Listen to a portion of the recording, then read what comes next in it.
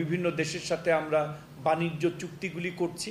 আপনারা জানেন যে আমরা বর্তমানে ইউরোপিয়ান ইউনিয়নে কোটা ফ্রি, ডিউটি ফ্রি একটা মার্কেট অ্যাক্সেস পাই, অস্ট্রেলিয়ায় পাই, এবং এটা যেন কন্টিনিউ করে সে ব্যাপারে আমরা আসলে কাজ করতেছি।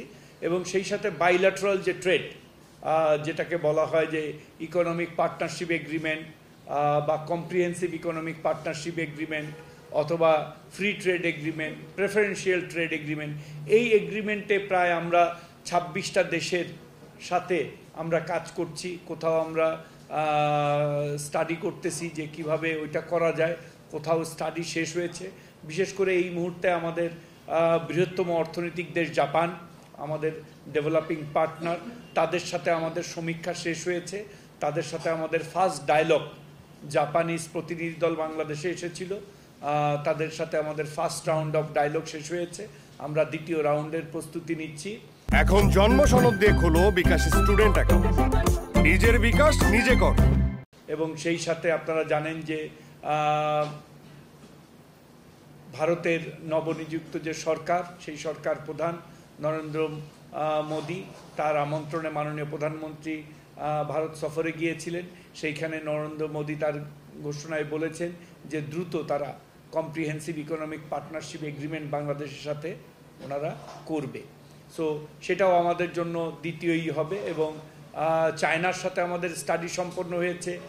চায়নার একটা এফটিএ করার জন্য তারাও উদ্যোগী। তো চায়নার সাথে একটা এফটিএ ডায়লগও আমরা দ্রুত শুরু করব। সেই সাথে আমরা আসিয়ান কান্ট্রিগুলির দিকে আমাদের লুক টুয়ার্ড ইস্ট যেটাকে বলে, যে আমরা আসিয়ান কান্ট্রিগুলোর সাথেও আমাদের যোগাযোগ বৃদ্ধি করেছি।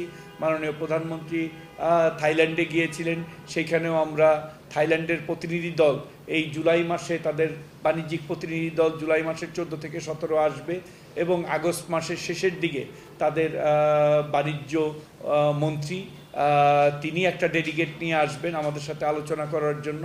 এবং সেপ্টেম্বরে বিমস্টেক, আপনারা জানেন যে বে অফ বেঙ্গল ইনিশিয়েটিভ, এটা নিয়ে আমরা কাজ করব এবং এটা আরও একটু বড় ফোরামে আমরা কাজ করতে পারবো।